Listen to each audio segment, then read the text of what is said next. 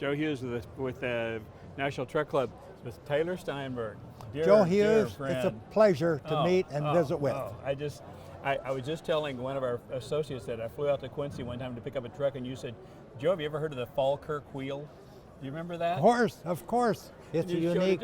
I've never forgotten that. Very unique. You ought to go see it sometime if you ever get to Scotland. Yeah. So now, today, Knapheide is celebrating their 175th year in business. 175. Can't believe it. Anyway, and Taylor wasn't here at the start, but he was here. He was here quite a few years hence, and he's here to kind of. You're my museum curator, I think. Well, I'll do my best job that I possibly can to share with you what we have in the industry here that we started with in 1848. That's right, 175 years ago, we started the Knapheide Manufacturing Company with Heinrich Knapheide, who immigrated from Germany, left there in 1845, sailed to New Orleans, came up the river to St. Louis, found his bride, and then moved on to Quincy and developed the Knapheide Wagon Company. So from that point, they built wagons for a number of years, and we have one of those over 100-year-old wagons right here behind me for all to see and share and look at the details that we use to build these products. It has a couple unique items of interest to the entire transportation industry. One is, and that is the width of the commercial truck frames, Joe, that run from Class 4 through Class 8. Mm-hmm. The truck frame width on every one of those trucks is the same width as the single tree on this wagon. It is 34 inches wide from pull point to pull point. Why would it be 34 inches wide? The south end of a Percheron or a Clydesdale draft horse, it takes that width for the pulling points on the harness to pull this wagon. So this is 34 inches wide, the same exact width of those trucks built years and years later, and they all happen to be 34 inches today. Is there a coincidence that is the same digit? No, 34 inches. So maybe it's a carryover from that transportation industry. Could very well be. And then we have another item unique on this that we've become very used to calling what's on this wheel, that is a wooden wheel circled with a steel ring. So the wooden wheel is made of a wooden hub, wooden spokes, and some wooden around the perimeter, and we make this steel ring to fit the wheel. But there's a few secrets. We heat it up for 45 minutes in a wood fire, and it becomes 1 inch larger in size. Two operators lay it on the wheel as the wheel is lying flat on the construction platform. Leave it there, and it cools and shrinks that 1 inch and tightens the wheel. The term we use to describe that technique is tiring, T-I-R-I-N-G. So what is the name of the steel ring? The steel ring is the tire that we have translated into what we drive on our cars today, the tire. So this is the tire, better known as the tire. Sure. This 100-year-old unit, built by Knapheide in their plant sometime, probably late 1800s, I'm sure, sufficed to fit the transportation needs of the era. Tall wheels in the front were ideal for farm.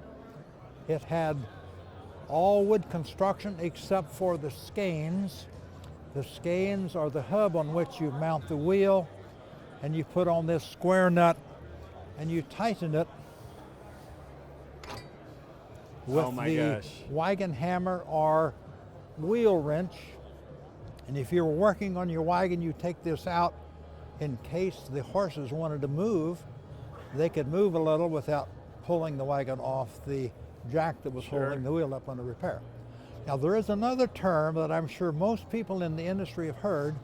And Joe, have you ever heard of the term making the nut? Yes. Making the nut. From an accounting point of view, yes. You paid off the debt you owed, and the term was you made the nut. Yep.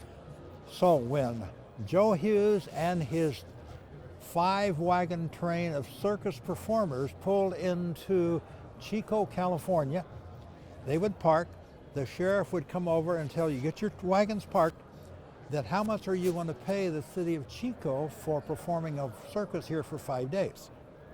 Well, let's agree on $500. That was back in the late 1800s. Yeah. Money was $500 would be plenty. So the sheriff comes, takes the wheel wrench, takes the nut off of the hub, and takes it back to the sheriff's department. And when you come, when the circus is closed and finished, you take him the agreed on $500 cash. He will give you the nut in return. Thus, you made the nut. A popular term in current times, when you make the nut, you've paid off your obligation. That is amazing. So anyway, we do That's a lot of amazing. mechanical engineering on this. Yes, it is painted with some fine lead and linseed oil paint. Yeah. This is an original wagon, and nothing has been changed on it except shortening the tongue to fit onto a tractor drawbar, because it was used after the horse business was gone, and they used it to pull around with the tractor. So we use that to put the nut on or take it off. Make the nut. And of course, this side is left-handed thread, and this side is right-handed Is that thread, so right? it will always tighten Okay. continuously. Yeah. Amazing. Amazing. Right hand So, and left hand. yeah, it's a unique solution to transportation requirements. When I was a child in the 4 to 5 year old range, I would ride with my father in the wagon, pulled by horses, and he would shuck corn one ear at a time with a shucking peg and shuck 2 rows of corn at a time. It served the needs of the industry and did a beautiful job of launching Knapheide into the transportation solutions that they bring to the market today. Yeah. What else can I add, Joe? I don't know. I'm just. This is just such a. This is really artistry, isn't it? Boy, it's artistry at the ultimate- finest. Ultimate engineering. Ultimate engineering. They even did ironing.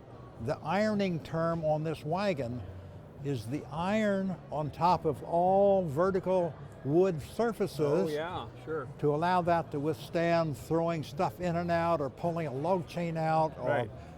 setting a tree trunk on it to move, or whatever. Yeah. Protected. With that, let's go to the next generation Let's of transportation. Let's do that. And it's called the Model TT. Model TT. All right.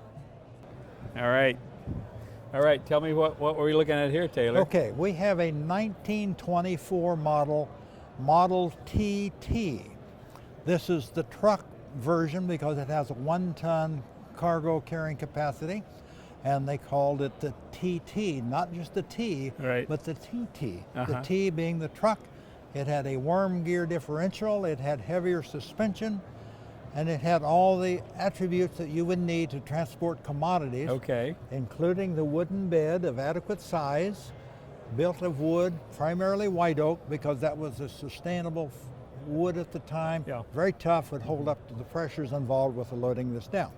So when you went into the dealer, he was going to ask you $325 for this wagon, for this truck, this TT, as it sits.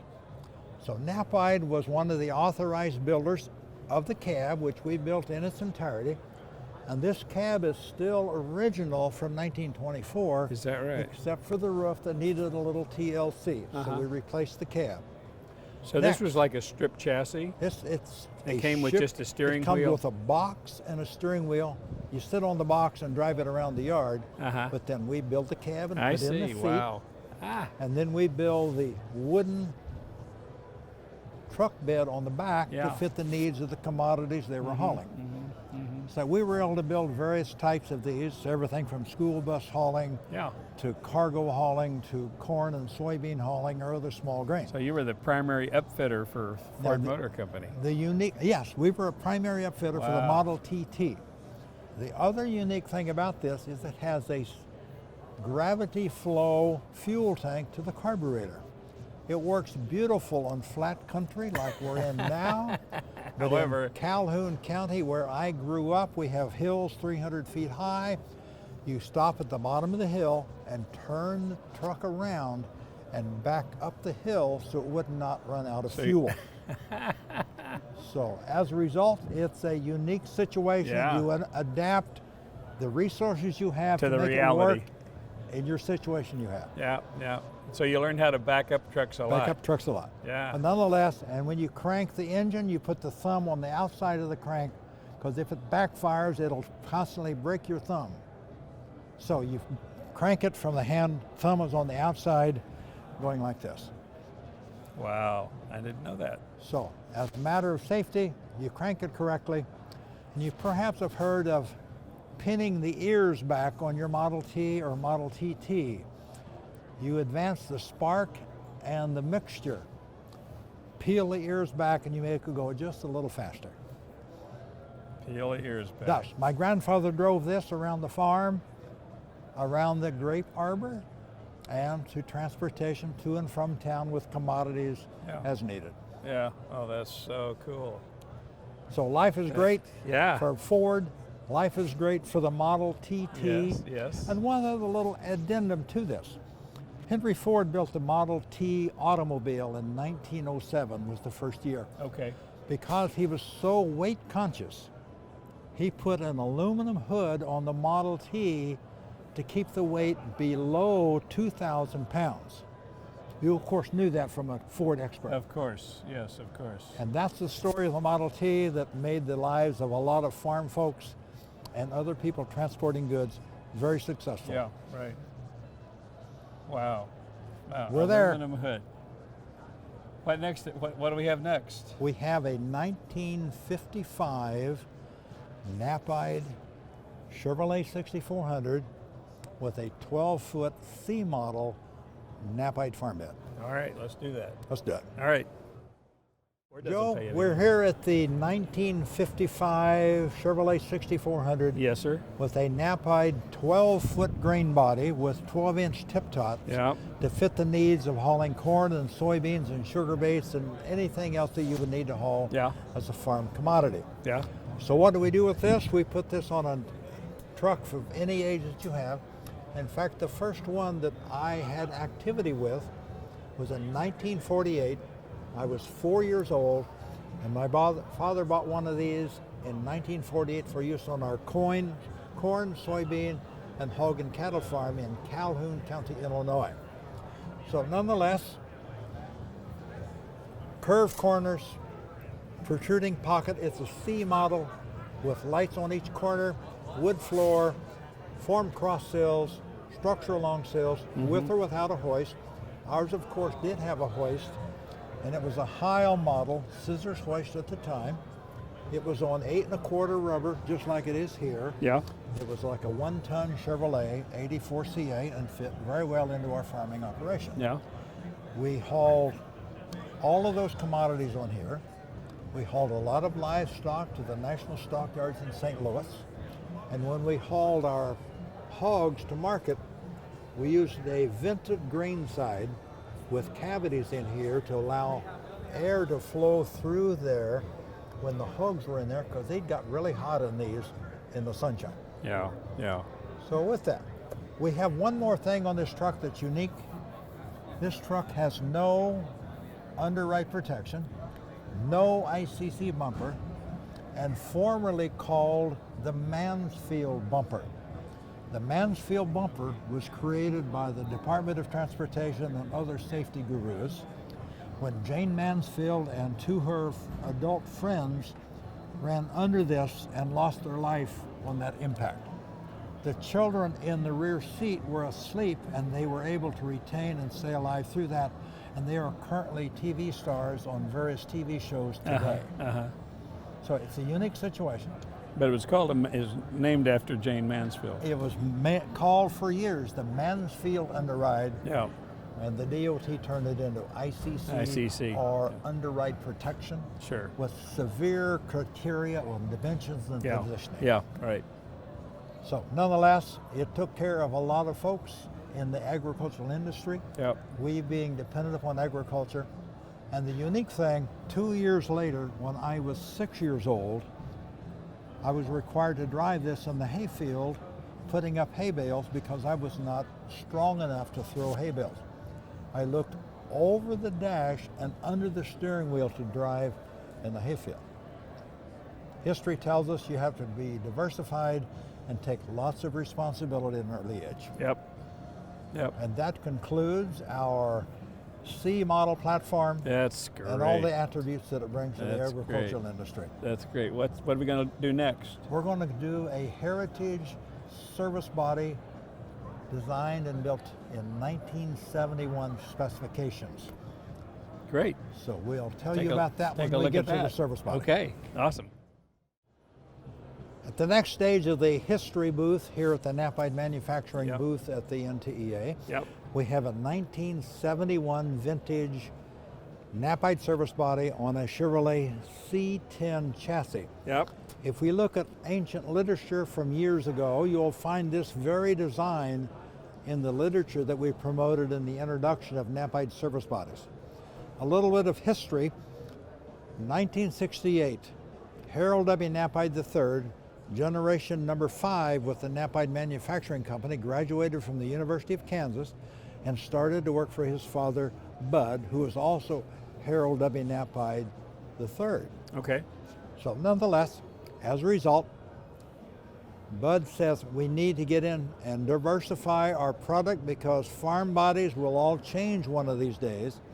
So let's diversify into service bodies.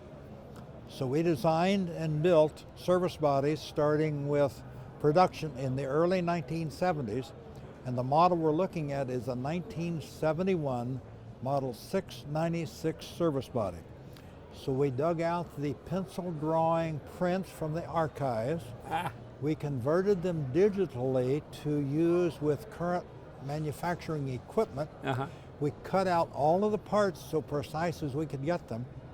And then we hired a group of retirees from years ago that used to weld these together. Oh my gosh. So they came in and assisted us in correct assembly Yeah.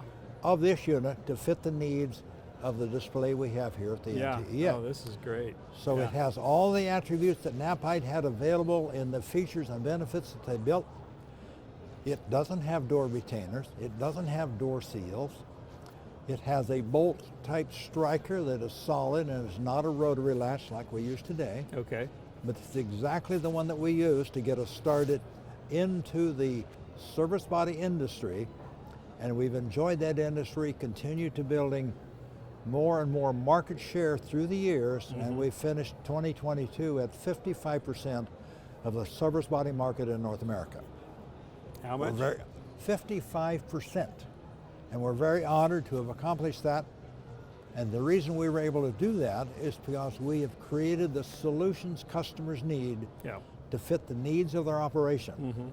And as long as we can do that, take care of the customer's needs and what they need to do to be profitable, then we can continue to be successful. Exactly. Yeah. Joe, it's been a pleasure. Taylor, I've enjoyed can't thank this. you enough. And the museum is here, and I came out of retirement to talk for 3 days. I'm so glad you did. About products on which I have had experience. The 12-foot farm body, the Model T of my grandfather's, and the wagon that I rode in with my father, pulled by a team of horses to shuck corn one ear at a time. Thank you. Thank you. Appreciate it.